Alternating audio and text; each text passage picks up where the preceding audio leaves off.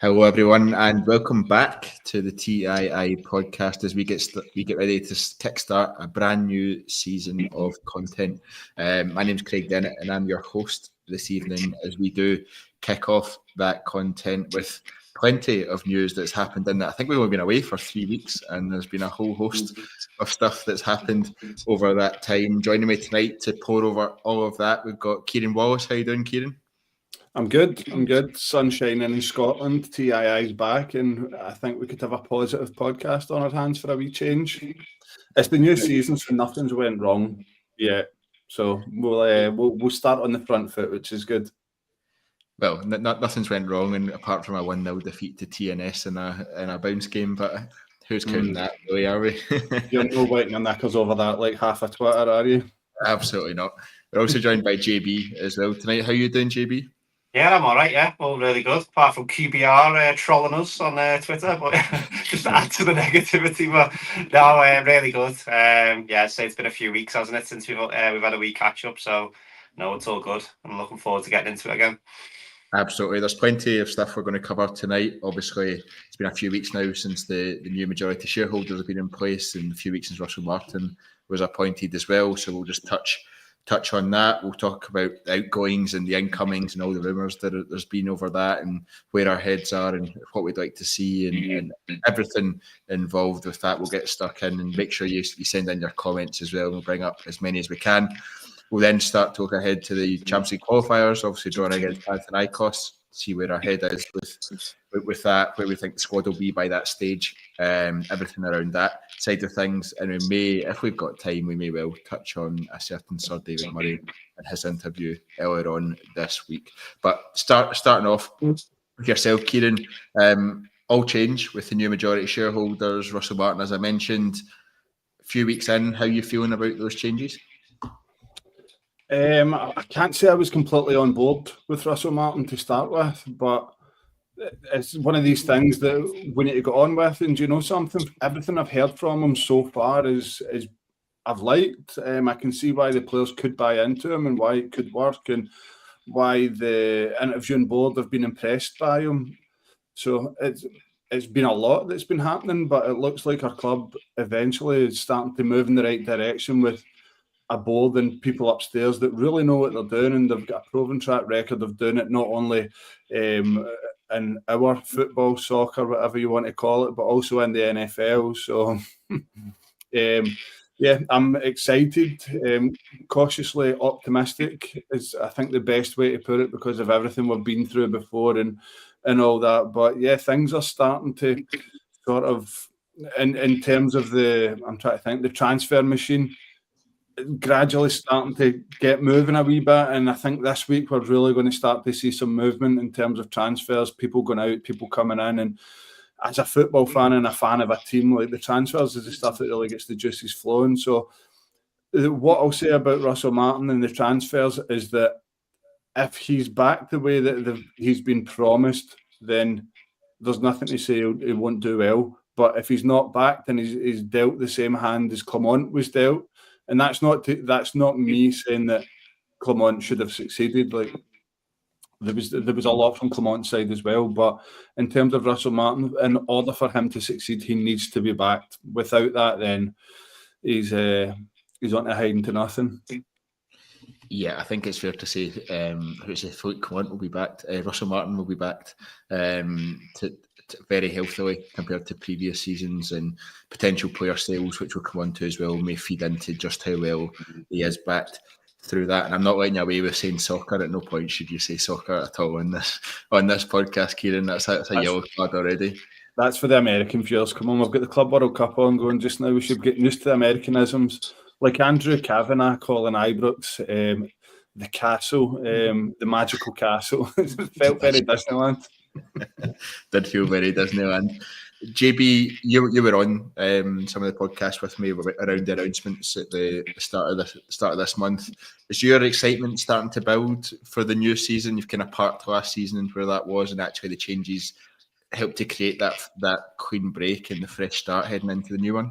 Yeah, I think so. I think the announcements and the takeout going through kind of carried us through, didn't it? In terms of it over the summer, because the season was over pretty much post Bilbao. A couple of little highlights in between, but yeah, it's always give us that kind of that fresh energy to kind of go right. Well, what are we looking at now? And then obviously with the manager coming in as well, who I think has spoke really well. And touch on what Kieran said there, everybody that you seem to be interacting with seems to be talking really well. And if he can make it work and give him the tools, as we've said, then it does feel positive. I was actually looking at my notes from the last pod that we were on, and we were getting linked with it, Fiorola, the Italian boy, and obviously it was the Ancelotti debate. I think that's really interesting in terms of where that's gone. From what I'd heard, he done a really poor job, Ancelotti, of kind of explaining what he knew about the current squad. He just went onto the Rangers website and basically just quoted what was on there, and I think that was the difference. And then you're hearing snippets of the extensive research and stuff that Russell Martin had done, and it sounds as if that's exactly what the new owners were looking for when you've heard their interview, in terms of looking for someone who's going to have the passion that these guys have got. So I think he's their man. I think, and there was, as I said, I don't think he came in with kind of the excitement that we probably had even the last few managers. Because if you think about when Clement come in, I think we were all relatively pleased at the time, and then Beale, and then Gio before that, and then you've got to then even go further back then, obviously with Gerrard and everything. So it's been a bit of a roller coaster for us. Let's hope that we've got somebody now that's going to come in. I don't want to say revolutionise the club, because I don't think that would be fair, but someone that can just come in and give us a little bit of identity and just get us back to winning ways.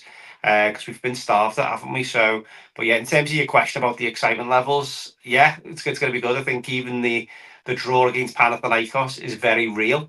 I think if we'd have been pitched up against I don't know, a team from Slovakia or something, I remember we played Maribor a few seasons ago, or Ufa, you know what I mean? When we were playing these type of teams, it felt like a glorified friendly, whereas this feels as if like this is big. I was saying to someone a few days ago, I was saying, they were saying, when does the Rangers season start? So in a few weeks' time. So have you got a couple of them rubbish Champions League qualifiers? I said, no, we're playing Panathinaikos. And they were like, what? So I think it's no, we just got to hope that that we're ready and we're good to go.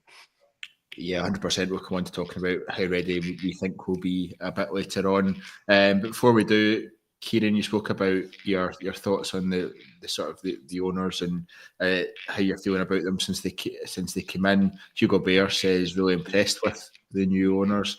They've spoken a couple of times. They spoke when they were first announced. Then they spoke again the other night at the EGM, which was basically to ratify the additional investment into it, which will probably likely go towards player purchases this and squad investment this summer. What have you made of the first few weeks in post? Quite a few people I've seen, especially on social media, saying they're moving too slowly, that things aren't going fast enough. JB's spoken about the Panathinaikos game on the 22nd of July, which is three and a half weeks away or so. What's your view of how they've been in their first few weeks, and how quickly or how slowly the sort of club and the getting everything going in terms of the machine has been moving? I don't know. We're always going to be a wee bit impatient, aren't we? We're famous for this as Rangers fans, and I thought we would have had another couple through the door by now. I'm not going to lie about that, but at the same time, I think it's very difficult in football as well. You look at things like teams only really start doing things in July, don't they? I don't know if there's a technicality there where if the 1st of July it falls into next year's FFP or next year's tax year in football. I'm not really sure of the technicality with that, and that's why I said I feel that stuff might happen this week. The ball really starts rolling, but yeah, I expect to see another couple in by now. One thing that probably, I don't know, from reading between the lines and things that you read online, is that we were interested in Mulligan and we were interested in other targets, but they appeared to be Niels Coppin targets, and that's sort of been ripped up, and now we're going to move in this other direction. It looks like we're going to look more domestically at players. I feel like this should have been done before. They should have had this in mind, that way back when we sort of knew that we were going to be moving into this sporting director sort of thing, and if Niels Coppin wasn't staying on, then we should have been planning a wee bit more ahead. Listen, that's me not saying that I know what's going on behind the scenes. That's me saying that I'm reading between the lines, and it feels like the preparation could have been done a wee bit earlier in terms of scouting and looking at which direction we're going to go in and what suits the manager that we've brought in. Kyran, sorry there. I think for me, what's probably happened is that the 49ers Enterprises guys have known that this is going to change, and they've been speaking to Kevin Thelwell, and him and his team have been working in the background, but they've probably not told Niels Coppin because they've not relieved him of his duties as yet. So Niels Coppin's probably continued on as is. He's went ahead and signed the pre-contract. Was it Kamara from PSG, the young guy, and then looked at guys like Mulligan and stuff like that, and then they've came in, went, actually this isn't the direction we want to go, stop all that, and we're going a different way. And I think that's probably the way it's happened. So I would probably disagree with the fact that they have been slow in doing that. They've probably just done it in a bit of a behind the scenes kind of way. But correct me if I'm wrong, who's the new head of scouting that's come in, head of recruitment? Dan Purdy. Yeah, hasn't Dan Purdy been out of a job since March? They've got to have had him earmarked, and surely he's had targets in the background that we could have been on by now. But again, it feels like the 1st of July that things are going to actually start to happen and move forward. That's the way I see it, and maybe that's just me being hopeful and trying to put a positive spin on it. But Lyle Cameron's in the door. Obviously not an appointment from the new regime, but I really like Lyle Cameron. I think he could be a surprise package. He's probably landed on his feet a wee bit in terms of Russell Martin loves an attacking 8, and that suits him to the ground. So if he can get in and impress early, then you never know. Russell Martin has said in his opening press conferences and interviews that there's always been players that have surprised them, and I think Lyle Cameron could be one of them. Max Aarons is a statement signing. I know we're going to move on to this, but you did ask me how I feel about the early stuff. Max Aarons is a statement in terms of where he plays and the type of player that he is. Our captain plays there that's held down that position for the past 9-10 years. There's more questions than answers there just now. So that's an interesting situation that we're going to have to watch develop. But yeah, I'm hopeful for a big week, considering that this Champions League playoff is only 3 weeks away. Yeah, I think we all are, to be honest. I think we've kind of accepted that it's been slow at the moment with the off season, with the time it's taken for the additional investment to be ratified. But now that has been, I think we're all expecting some pretty big moves over the next week to 10 days or so. JB, outgoings have dominated incomings so far in terms of the discussion side of things. We knew and we know from previous seasons you need the outgoings before you can start looking at the incomings. So I don't necessarily think that's too much of a surprise. But has that been a disappointment to you, or is it something you've expected? Well, obviously we lost the players who were out of contract, didn't we? So it was Lawrence, Hadji, and who was the other one? There was a third one out of contract, wasn't there? Lawrence, Hadji, and Balogun. So obviously these three have gone. But I think we all would have liked to have seen a few more probably gone out the door a little bit quicker. But that probably goes to show how far ahead we are in terms of our expectations because of how early our season's starting. So if you think about the talk about Ben Davies and Kieran Dowell, they're not going to be there to start next season, all going well. But why would Birmingham want to be paying his wages 6 weeks before they need to start paying them? Do you know what I mean? If they're paying them, I don't know, 25 grand a pop, and then next thing you know, you 50 grand a week for the two of them, you start to add that up over 6 weeks. All of a sudden that could be another transfer target. But whereas we're just that desperate to do everything right now. So I think that probably just indicates that there's players that will be leaving. Some of them might even drag on all the way to the transfer deadline day, which is horrifying because you've got the likes of your Cifuentes as well to throw into the mix. Guys who've been on loan and come back who've got no future. So they're just going to be coming around just kicking about. Robbie Matondo. All these guys are all going to be hopefully going out the door, and we might just need that kind of one domino to kind of go, and then the whole thing starts to kick in.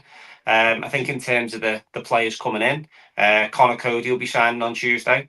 So that's kind of an indication that we is that hot off the press, JB? Is that what that is? That's an exclusive, mate. If rumours are to be believed, Connor Cody will be signing on Tuesday, and Connor Cody's been working on the same pre-season plan as the rest of the players that they've had this week. So it'll be quite interesting to see if that one does materialise. I think he kind of hasn't hidden the fact that he's really keen to come. If anyone hasn't had a chance to read Jermaine Defoe's notes in regards to his conversations with Connor Cody this week on one of the shows, definitely recommend you go and read them. Jermaine Defoe, there's got to be a job at Ibrox for him, because the way that he talks and the way that he kind of sells the club, be a great club ambassador, but I'm sure that's one for another day. But yeah, I think in terms of players coming in, and you touched on, I think Kyran touched on it earlier, in terms of the FFP and stuff, the 1st July is massive for us, because that'll obviously just be last year's accounts. I think there's 3 or 4 players that are just kind of sitting there, know that they're coming. I heard a whisper about Tom Lawrence as well. So Tom Lawrence is another one that will probably join Wrexham on Tuesday as well. So it's too much of a coincidence, this 1st of July date popping up. And the teams that have done the big transfers are your teams that can afford to do them within that last financial window. So your likes of Liverpool's and no doubt Chelsea, Man City, all of these guys have had this plan in place. Whereas I can foresee the new owners going clean slate from the 1st of July, and then we go. Hence why the rumours that we're doing the rounds. I wouldn't be surprised if Igamane goes tomorrow. I think that'll probably again get that ball rolling. It's too much of a coincidence that he's going to go out on the last day of the month, and then we're then going to start business the next day. So I think all of these things kind of coming together is going to create a bit of a perfect storm for us. But it's going to be it's going to be a busy week. Is it maybe worth saying as well that I know we quote the 1st of July and we've all been looking towards that date, that see in terms of put yourself in the shoes of the player, like you look at the Abdallah Sima situation last year, it looked like he was all but ready to come until we get put out by Dynamo Kiev. There may be players waiting there, or targets that we're after, that are waiting to see what sort of level that we'll be playing at in Europe, and that probably doesn't just go for us, that probably goes for a lot of teams.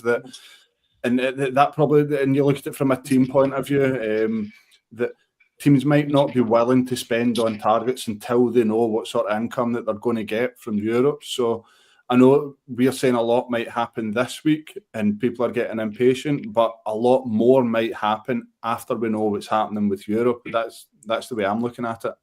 Yeah, I think with the scale of the rebuild of the squad, for want of a better phrase, I think with the scale of that, you're looking at a couple of players a week on average coming in, really, aren't you? So I don't think there may be ups and downs in terms of that throughout the window, waiting on stuff like outcomes of qualifiers, etc.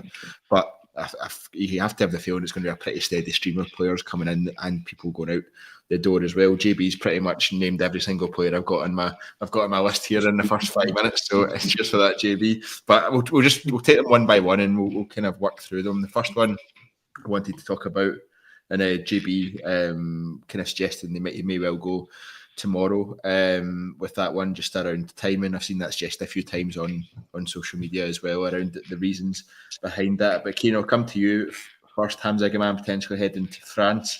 Rumours that personal terms have been agreed, and the clubs are now just discussing fees. I read a rumour that Rangers have rejected the first bid, which wouldn't really be a surprise. You never really accept the first bid, do you? But how do you feel about that, first of all, in terms of we've only had one season of Hamza Igamane, so how do you feel about that and the fact that he may be leaving before we even get a chance to see him properly?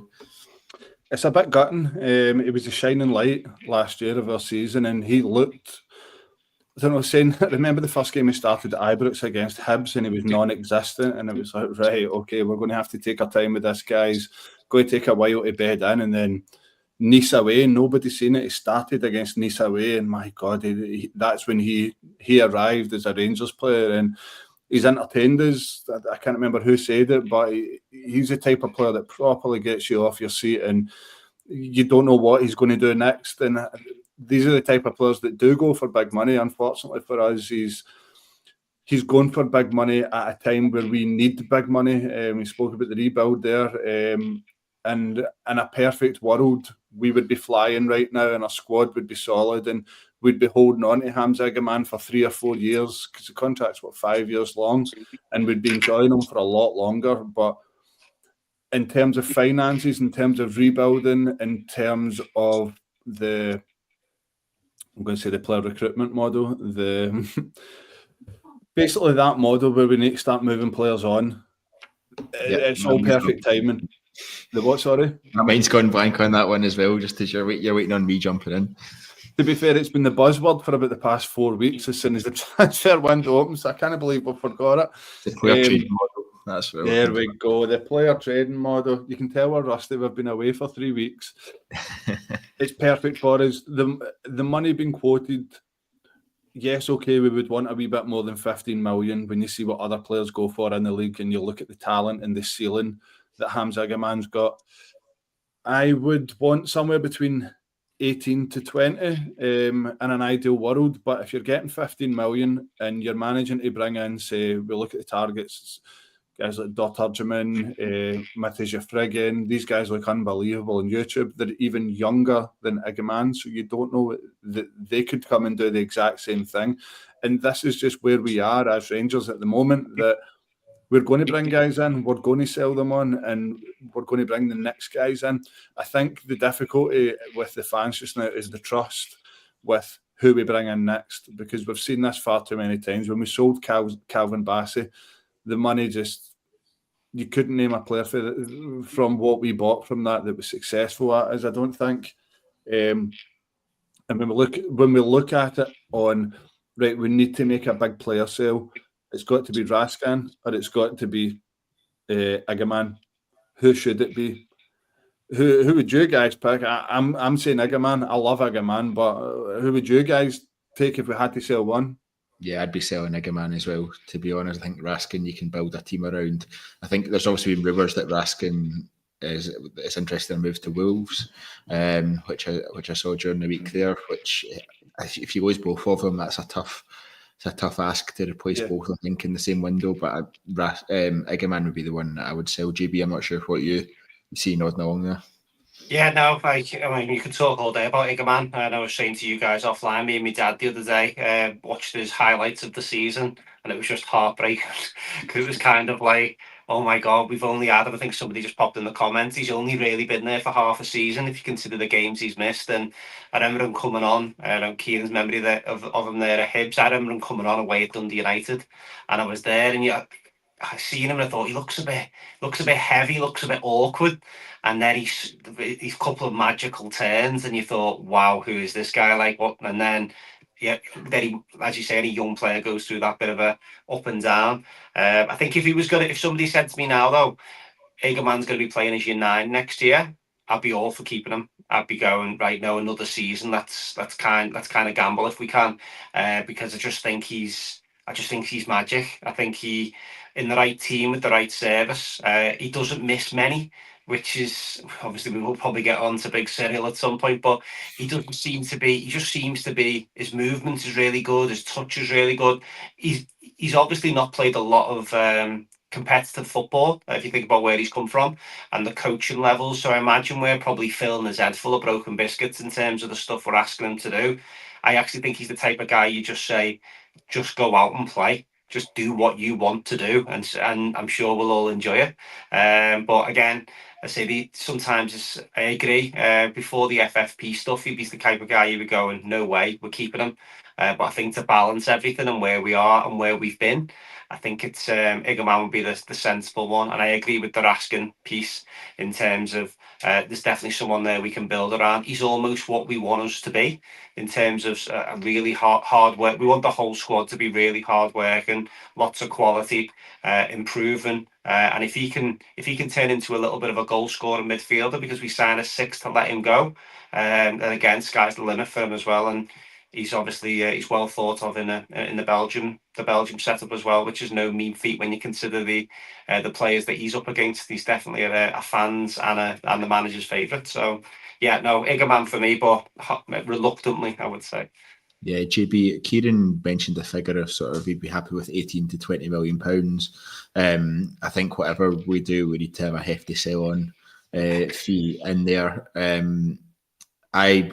Between 15 and 20 million pounds, I'm pretty comfortable with, to be honest, anywhere in that region. But how important is that sell-on fee when you're selling someone with such big potential? I think so. You're seeing it happen all over Europe. I mean, you just got to look at Malik Tillman in terms of his rise. And there was a lot of the one thing I'd say about Igamane, I think all the Rangers fans have bought into him. But you've only got to look at the likes of Tillman, and there was a lot of Rangers fans didn't rate him, which was utterly bizarre. Diallo, you know what I mean? He's ripping it up in the English Premier League. There was a lot of Rangers fans didn't really fancy him either. So I would say with Igamane, I think everybody really does like him, and everyone's kind of got his back.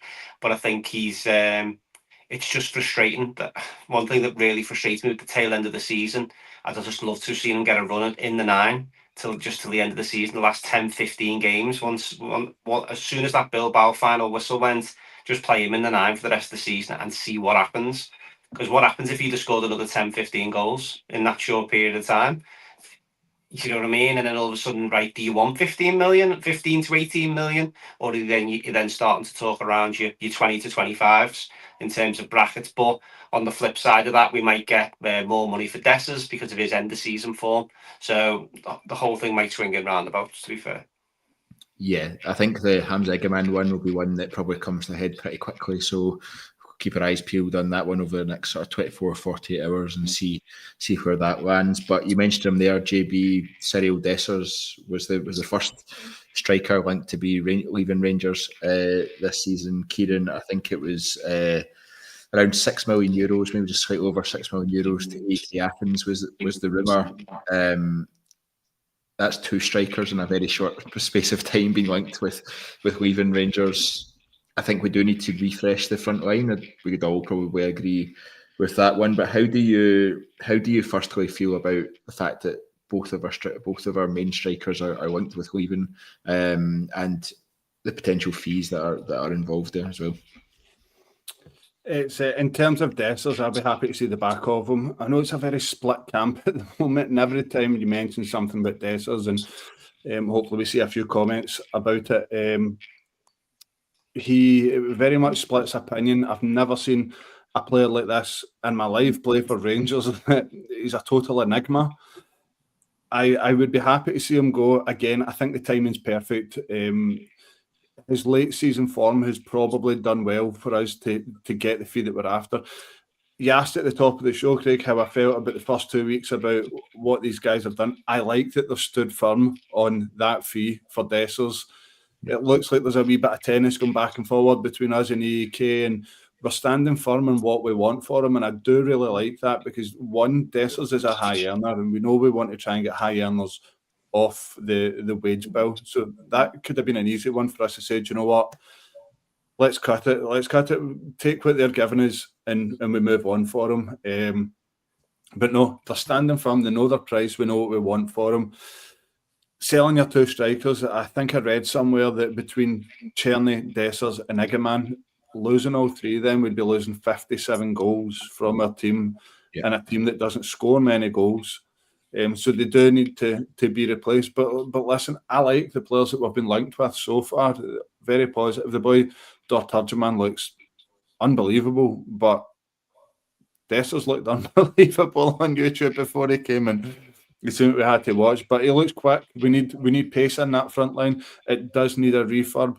Like I said again, in a perfect world, if we were flying and we were financially secure, Igamane wouldn't be going. But under the circumstances, he will be going. But it's who we replace him with.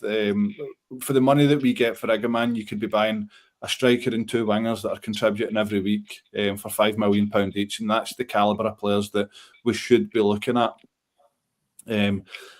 In terms of Dessers, I think everybody's sort of been positive about him because of that late season form, but I think people forget that between September, I think it was September, October, November, December, and then till mid-January, he'd scored 7 goals in total.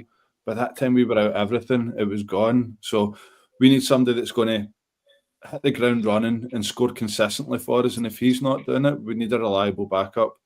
And you know what? It could be a big season for Danilo. It's make or break time for him.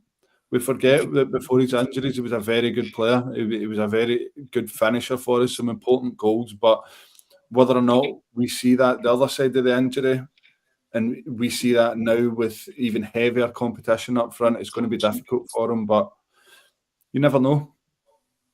Yeah, you don't know. And I think Cyriel Dessers is always a difficult one because you look at his stats, you look at his numbers, you can't argue with that at all. But you watch him and you see you watch how many simple chances that you feel as an amateur footballer that you would be finding the back of the net with, and he's missing. And I think that's where it's really difficult, and probably it tips over into being, if there's teams interested, if they're offering decent enough money, then it's time to let them go. JB fee rumoured to be around €6 million. Rangers are asking for, and I think the latest report I read was they're around €1 million apart, the two clubs, and so I think that will get sorted pretty quickly. What benefit do you think? We've spoken about Igamane and Dessers. They are probably a fee in the region of £20 million plus combined. How much of a benefit will that be to us as we go through this summer in terms of the calibre of player we'll be able to go for, not just in a couple of positions, but in much more widely throughout the squad? Yeah, no, I think it's a really good amount to bring in as kind of a bit of a base. I think you could replace the two of them. And you could probably, I mean, if you look at the guys that have been linked, I think Terjman looks like a real quality player, a real star. If we can kind of get in, that would be fantastic. I'm not sure how you pronounce his first name, but the Croatian boy playing over in Belgium is a Friggin. I think, yeah, then two for just as a bang start straight out. We get them two for 10 million. And then you're sitting there with a £15 million profit. There's your transfer budget for the summer. Do you know what I mean? And as much as we'd all like to go, we're going to go out and spend 50 million, but another 20 million is probably there or thereabouts as to what else we would probably need. I think in terms, just to kind of finish on the Dessers piece, I think we've been kind of what's the word? We've been kind of conditioned. I think I might have said this on a previous pod, to thinking that a guy who scores 15 to 20 goals is a good output. It's not. Do you know what I mean? For the quality of for the amount of chances and the amount of dominance that we have as teams, the Rangers number 9 should be looking at 25 goals minimum. Do you know what I mean? And some seasons have a purple patch where they're hitting 30, 35.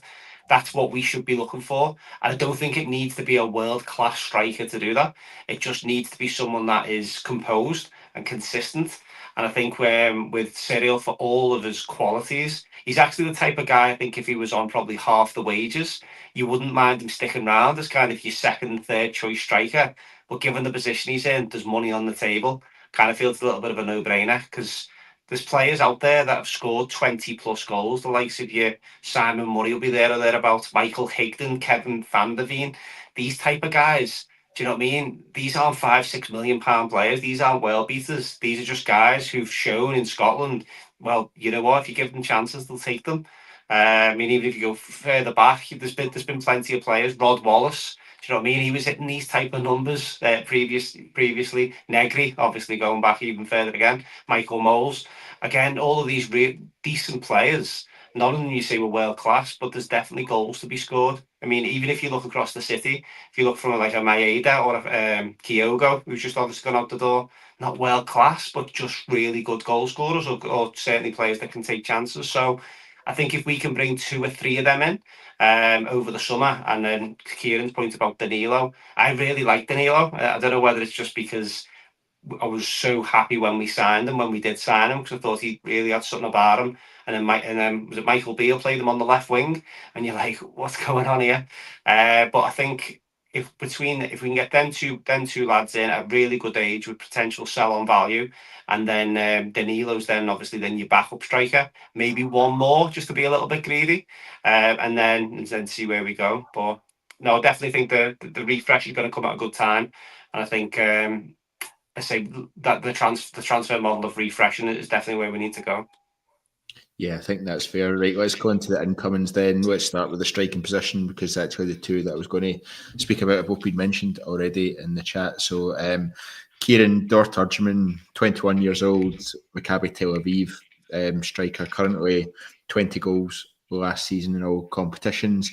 you said you've watched a bit of him just in terms of highlight reels and things like that. What are the attributes that kind of stick out for you, that he offers something a bit different and that you think he'll be able to succeed at Rangers?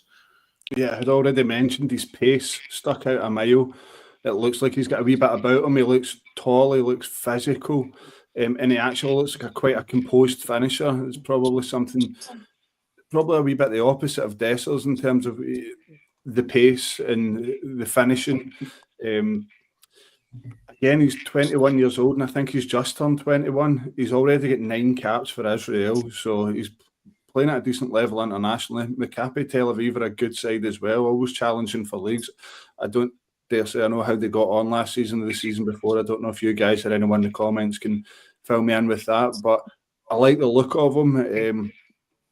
What's strange for me is that we were after him last year, if I remember rightly, as well. So he's obviously a long-term target that we identified a while ago. The teams that were quoted as well, I think Hamburg's one of the teams that are after him, who have just been promoted to Bundesliga. So again, other quality sides are after Turgeman. So for me, again, these are the exciting signings. When you get defenders in and stuff like that, you're quite happy to see a bit of a change there. But in terms of players that are going to entertain you and score goals and hopefully take us forward and hopefully be the next big sale, like I know that it's a wee bit negative and that's not really how we should look at football, but that's where we are at the moment and that's the direction that we're moving in. I think Turgeman ticks all the boxes. I'm really interested in what I see there.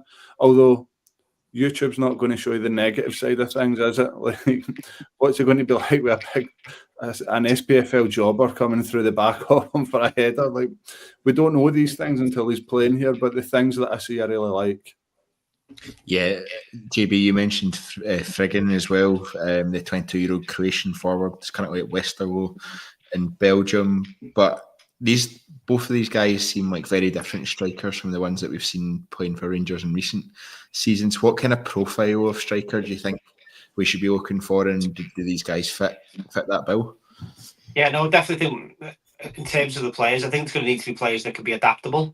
From what we've seen or what we've read about Russell Martin and the way he likes his players to be, he kind of likes them to be able to do 2 roles in game. So if I think it was the boy Armstrong, I think he had him playing as a 9, but then at times he could kind of drift out left, drift out right. So I think in terms of anyone that we bring in, you'll expect them to be able to do more than one thing. I'd love us to go with a bit of a 2 up top, which based on Kyran touched on it earlier in terms of Max Aarons coming in, I've got a feeling we're going to see more of a 3-5-2 next year. I don't know and then really dominating the ball in the middle of the park, with Tavernier then slipping into one of you as a back 3.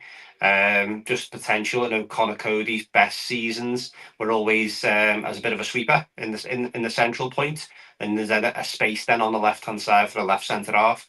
But if you could then go with a 2, and these guys are your 2.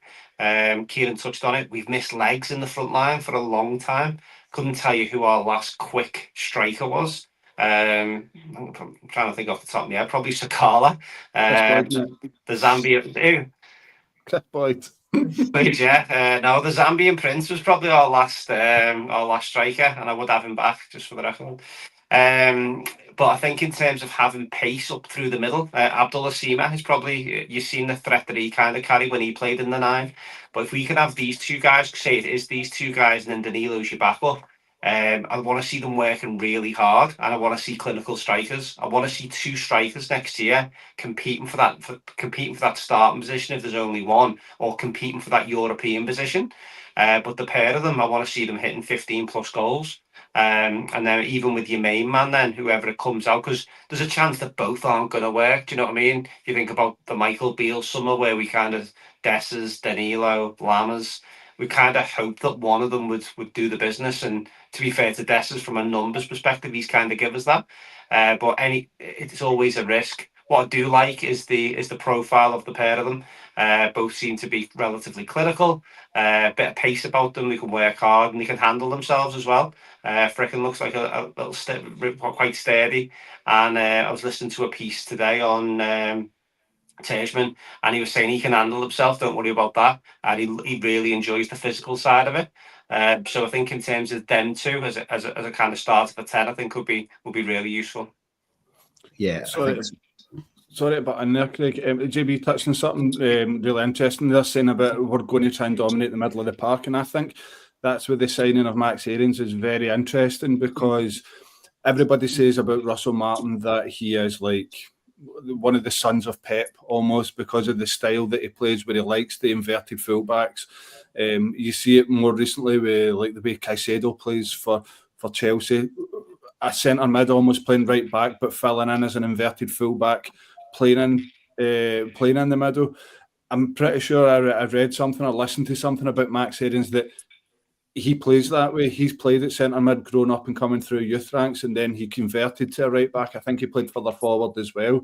So that's very interesting. I think we might see something like that, and that's probably why Russell Martin's jumped early to try and bring him in, knowing what he can bring. And I don't say Tav couldn't do that, but I think if we're going to play a back three, then that makes Tavernier more relevant again. But in terms of that dominating the middle of the pitch, that's something that we might see. Yeah, I think that's fair. And you managed to get ahead of Scott Kearney's point here. Why are you yapping on about strikers when the defence needs sorted? So, well, let's move on to the defence. Kieran's spoken already about Max Aarons. JB, I'm keen to just touch on what you think that means for James Tavernier. It's been mooted a fair amount that he may well move into that right centre back role, and he kind of played a little bit there towards the end of last season. Is that a move you would like to see, or where do you see James Tavernier's sort of position in the squad for next season? Was that for me, mate? Yeah. You, JB? Yeah. I think in terms of Tavernier, I think it's going to be we know it's going to be a long season. I think what we might see for this year is you might see kind of two setups as the season goes on, and Tavernier might be seen more of a right-sided centre-half. I mean, let's have it right. Domestically, against most teams, Tavernier is your right centre-half. It shouldn't be a problem. Do you know what I mean? He's actually quite good in the air. I think we probably don't see a lot of it. One of the things he's been guilty of when he's been played right back, he's a bit of a ball watcher and kind of doesn't see the man coming in behind him. But if you're playing centre-half, you kind of don't need that. And especially in Scotland, we're going to dominate the ball. So having someone that can step out of the back line with the ball, I think, will be really useful for us. In terms of the guys, it just all depends for me. The big key position is what that left side, the centre-half, looks like. I'd like to see us throw a bit of money at that one. If we can get a really good, athletic, youthful, ball-playing left-sided centre-half, almost your dream centre-half, if you will. But like a Calvin Bassey type, I think every centre-half's going to get compared to Calvin Bassey. But if we can bring somebody in of that type of profile, I think having somebody like a Tavernier or even a Conor Cody, because they're very much ball-playing footballers, having them domestically in home games. I think when we're going away from home, I'd probably want two centre-halves, two people who know the position inside out. But I think, and even in Europe, I think we get away at Tavernier as a centre-half. But I think as we start to go through your domestic, where we've let ourselves down so many times because we've been bullied, I'd want to see two solid centre-halves in there. So that's Suter and Cody, for example. But then in your European games, you maybe go two slightly different outlooks on it. But I think for Tavernier, yeah, the end is near, isn't it? I think this will be the testimonial year. Hopefully he can go out on a high, because I think he's had some fantastic moments. But again, I think in terms of for every fantastic moment, there's a ball at the back post that he's missed, or there's a winger that's legged them. Whether we're going to get onto him shortly, but I was watched quite the extensive highlights of a Dundee game against Rangers when Owen Beck was with us, and Owen Beck was just running past them as if he wasn't there, and that was That was 2 seasons ago. So now you think he's another year older. I think he's just going to be someone now. I think he'll be kicking round, but he's not going to be the first name on the sheet. And quite similar to Dessers, I think we all agree we probably want these type of guys kicking round, but we can't have them as our starting 11. We can't play. Tavernier played our most minutes last year, which is absolutely horrific when we've all kind of known his legs have been gone for a couple of years. That just goes to show the state of the squad that we've built, and what Russell Martin's inheriting. So it's a big job for Martin, because he's going to probably have to show his teeth a little bit, because Tavernier will have a big pull in that changing room. But hopefully before the season starts, we've got 6 or 7 of them out, and then a full refresh coming in with some really good leaders coming in on the back of that. And obviously Conor Cody's going to be the first one, but I think we do need 2 or 3 more leaders. So if you think back to the 55 season, which we can only use as a reference point, unfortunately, your Alan McGregor's, your Stephen Davis's, your Conor Goldson's, your James Tavernier at the time, your Jermaine Defoe's, real good leaders in that team, who kind of give you that bit of a spine. There's no leaders in this team at the moment, if we're being perfectly honest. Raskin has kind of stumbled across it, I think. And other than that, I struggle to see where I'd go. He's a leader. There's guys like John Suter who can play football, but they're not leaders. Do you know what I mean? Awkward as hell, even with a microphone in front of them. So I think it's going to be leaders is what I want to kind of see over the next few weeks coming in as well.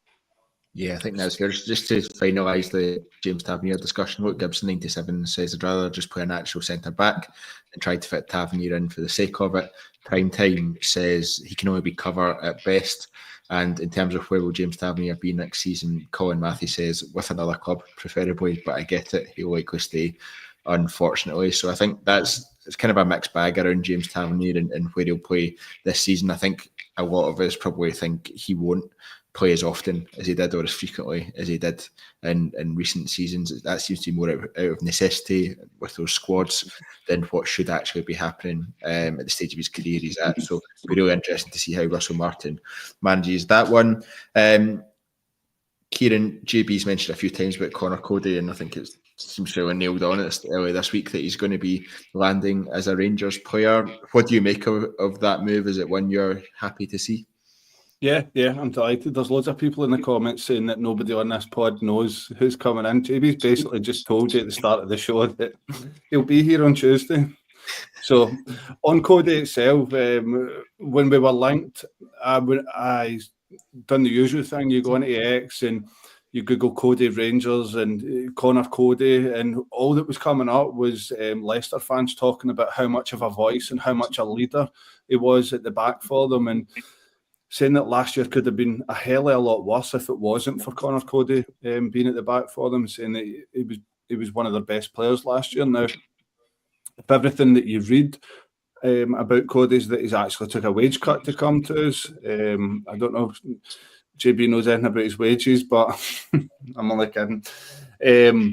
That he wants this move, and these are the type of players that we want to see come to Rangers, players that want to be here. Now, you look at the boy Poku that we were linked with heavily, and it looked like we had won that race. He obviously didn't want to be here. If you're going to a small club like QPR to fight relegation in the Championship, instead of coming to like the actual Rangers and playing in Europe and fighting for titles, or at least we hope, that's the type of players that we don't want. So in terms of Cody as a player, I've seen a lot of negativity towards it, and I don't really get it. These are the same fans that have watched Robin Proper last year, and we're probably going to flip Robin Proper for a guy like Conor Cody that spent last year in the Premiership. Like, that's an absolute no-brainer for me. And if reports are right as well, the transfer fee is not really going to be too big either because of the FFP, or however you want to call it, the trouble that Leicester are in, being back in the Championship because of a technicality. For me, if you're flipping Robin Proper for Conor Cody, it's an absolute no-brainer. And do you know something? Fans that start negatively about a player, it's that they're starting with no expectations at all. So be prepared to be surprised, because he's a very good player, a good signing for us. Yeah, you spoke about his leadership qualities there, Kyran, but does his age come into it at all for you, or is that actually a positive? I think in terms of goalkeepers and defenders, especially centre-backs, 32 isn't old. You see centre-backs and goalkeepers playing till a lot older than, say, for example, your strikers and your wingers and your full-backs, the guys that need to have the energy throughout the full game. But for centre-backs and goalkeepers, it seems to be that these guys can play till their late 30s. So 32, and from what we read, it's a 2-year deal that he's coming in on. Don't know, he could do well there. He could get an extension. Like, you take these things as they come. And for people that talk about pace, we spoke earlier about when was the last time we had a quick striker. When was the last time we had a quick centre-back? And people seem to be jumping on top of it with Cody. I don't know I don't know what people are looking for here. I think they're looking to be negative towards the signing because of his age, but we need leaders in there, and we need guys that have played at a level where they can be commanding. This guy's not got 10, 11 caps for England for nothing, and we've all seen how hard it is for players to get capped for England because of the pool of players that they've got. Cody's going to be a good signing. I'm glad he's going to surprise people, and I hope he does well up here. Yeah, I think so. It's one that I am really positive about, actually, and it gives us that level of experience of someone who's played at the top level for a variety of clubs. Who's part of the England squad pretty recently as well. So it's definitely got that experience and the quality there. JB, one that you kind of touched on earlier, but has been mentioned as well, is Owen Beck and the potential of him coming at left back. There's a lot of I guess there's probably some expectation that Ridvan Yilmaz will leave the club this summer, and then it's fair to say the jury's out on Genti and where he stands. So a new left back wouldn't be a surprise. What do you make of the links to Owen Beck, and is that a positive for you? Yeah, no, he's definitely one. He kind of caught our eye. Not many players catch the eye for opposition clubs up in Scotland, but he was certainly one that you go, oh, there's something about him. I think it was a midweek game we played at Dundee, the one I touched on earlier, and he just looks so raw. Does remind me of a young Andy Robertson in terms of the way that he plays. Very direct, knock and run, can beat a man. Good left foot, can carry the ball. And he loves the tackle. I can't remember the last player that we had, last fullback that we had that absolutely loved the tackle. Barisic didn't, Jeffrey doesn't really. Tavernier has never been sent off in a Rangers shirt. Now, I can't believe that you've got players that haven't been sent off who play that many games. Do you know what I mean? Just far too nice. But no, he seems like a little narc, you know what I mean? Throwing himself into everything. I think he was unlucky. I think he was an injury towards the tail end of the season with Blackburn. But I know the Blackburn fans were desperate to try and keep him. But that's not been possible. I think the only frustrating thing for me with Beck will be it's quite clear we want to sign him, we want to buy him, we want to put money down on him. But Liverpool, they're a really difficult club to deal with.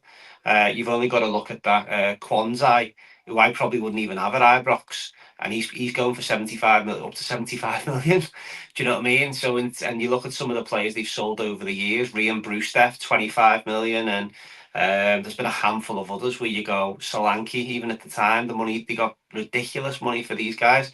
So that their player trading model is pretty good. So they don't want to be scared. They don't think they want to be seen to be looking silly. So selling someone like Owen back to us for 2-3 million, probably about our type of budget. And then we then sell him in 2 years' time for 10 times that amount. They don't tend to do that. Hence the reason why they're looking to extend them. And then we'll look to, no doubt, they would love them to probably come up to us on loan and kind of experience that. But there's only so many loans you're going to be able to do. But I think if Max Aarons and Owen Beck were your two loans, I wouldn't be against it, but I would also be frustrated at the same breath in the fact that you don't want to be developing players it's not a sustainable model. And we've done it with the likes of Malik Tillman and Diallo, and not had that option to buy, which is kind of bit, and even Cherny to an extent. Having these guys on loans, you enjoy them, but it doesn't set you up for sustained success, unfortunately. Yeah, I think that's fair. We could go on all night talking about players that are linked and players that are potentially going out the door and all of that sort of stuff. So plenty of this discussion will continue into the upcoming podcast that we have, and as more progresses, we'll be able to talk more and more about it. But yes, it is becoming a bit like silly season as the transfer window. As the transfer window starts to open up and we start to see incomings. But hopefully, as I think Kyran and JB have both alluded to, that this week we will be seeing a lot more movement on our Rangers front, and we'll be seeing some scarves above heads and some new names in the door. As only 3.5 weeks until the start of the Champions League qualifiers, JB, you mentioned earlier, Panathinaikos are our opponents. Given all that we've spoken about today, do you feel we'll be ready for that, and how concerned are you that we might not be? It's a tricky one because you just don't know what that start 11 is going to look like. I think if we went in with the starting 11 that we've got now with the current squad, I probably wouldn't have too many concerns because that group of players have kind of shown that they can do it minus Cherny. So you kind of go, yeah, that would work. I think the point we've made a couple of times today, the players that are going out the door, the players that are coming in are better. So that should stand you in good stead. It's just, it's how will Russell Martin adapt to European football. I think we've been really fortunate over the last few years in the fact that European football meant a lot to Gerrard, and it was kind of really up there on his list the first few years. It was to kind of bring back that respectability which had been torn to shreds by the couple of previous managers. And then you then got into Gio was obviously fantastic in Europe and obviously took us to a final. Michael Beale wasn't there long enough to kind of gather an opinion. And Clement was very, very good in Europe for all of his faults. His European record was fantastic. So then with them, and then obviously Fergie for the last few weeks done really well as well.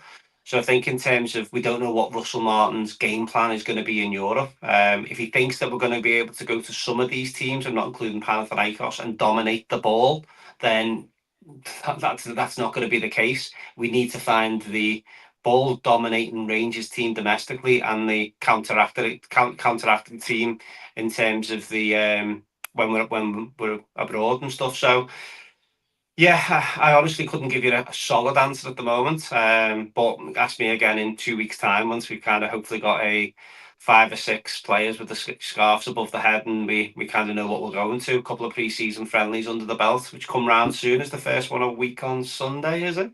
A week today, first friendly. So in terms of that's kind of, it's going to show us where we're at. That's going to show us what we're dealing with. And then let's say the next game comes about 3 weeks away now, isn't it? In terms of that first qualifier. So busy few weeks ahead, but no, bring it on. We'll see how we go. Kieran, when we're asked about priorities for next season, I think Europe for me is pretty low down the pecking order. I think I'd much rather see us achieve a lot domestically and sacrifice Europe on that front. The club won't be thinking the same because they'll be seeing the financial carrot that comes with European competition and the ability that then gives us to invest more in the squad, more in the club, etc., etc. Where do you feel the qual, given that and given the, I guess, the expectation that the club and the new owners will feel that way, do you think the qualifiers have been prioritised enough at this stage, or is it a difficult one to say at this moment? I think I'll kind of throw this one back at you, Craig, in terms of, you're saying financially with the club, they'll not see it that way, that it's not a priority. But if there was ever a season where it shouldn't be a priority, or we could get away with it not being a priority, it's probably now, because there's been fresh investment and that we could kind of take the hit that we might not be in the Champions League, given that if we can push on and make a real challenge for the league and we might win the league. I'm sure, am I right in saying this? I could be wrong, that it's automatic Champions League qualification if whoever wins the league in Scotland for next season. No, it's not for whoever wins the league, but it's for us as through the coefficient, I believe. If we win the league, we go straight in the group stages. If they win it, or Aberdeen or Hibs or Hearts, they need to go through they need to go through the qualifiers. So there you go. That could be medium-term planning where they're saying, look, new managers in the door, huge turnover of players. Maybe we get the Europa League. We've been handed a tough draw, but I can't remember who said it about Russell Martin's style of play when he was first announced, but they were saying that it might not suit Europe, but domestically it will 100% suit. So you don't know if the board have looked at that and said, right, basics first, the bread and butter here is that we win domestically. If we can win this league in the first season, which by all means I'm not saying we will, it's a very, very hard ask. If we were to go on and do that, then that's the big financial pot. I just think that we'll give it a good go this year. But if there's 1 year that we could afford to miss it, it is probably this year, with in terms of financially new investment at the club, that we could maybe afford to miss out on the big carrot this year, but look ahead to try and get it next year. Yeah, I think it'll be interesting. I think Champions League, if you get to that, that's perfect. Europa League has obviously been the level that we've seen quite a bit of success at in recent years. I think it takes so much out of you domestically, though, and it just puts you behind the 8 ball so much that I'm looking at that going, I'm not really sure I fancy that. But then on the other hand, you look at the Conference League and you're like, I'd have a good go at that one, and you can see yourself getting fairly far far in that. So it's a difficult one to balance off, and you never want to forfeit any games ahead of them being played, and you never want to say you don't want to get as far as you want. But domestic success is so important, I think, for us over the next, at least the short term, and particularly this season coming up, that I wouldn't be so focused on Europe now. I mean, if you ask me that when we're actually playing European games, my answer will probably be different. But at this stage, looking at the longer term piece, I would much rather be successful domestically this season than go far in Europe and be 10, 15 points behind in the league. And I think that's kind of where I am with that one. Right, we're pretty much bang on the hour mark, so I think we'll leave it there for our first podcast back. But it's been really enjoyable, plenty to talk about. My thanks go to Kyran and JB for joining us and for their input, and also the insight into Conor Cody from JB. We'll all be watching intently on Tuesday to see if Conor Cody is unveiled. But it's been great being back, and thank you very much to everyone in the comments as well. It's been great to see that the chat flowing as much as it has been. If you've not subscribed to the TII YouTube channel, please make sure you do. Helps us massively, and also means you won't miss out on any of the content we've got coming up. Please do the same on any of your audio platforms, Spotify, Apple Music, etc. You'll find us on there as well. We'll be back during the week, hopefully with some positive news around some signings or movement towards players coming in the door. So we'll be back during the week. But thanks very much, everyone, for joining us. Until next time, goodbye.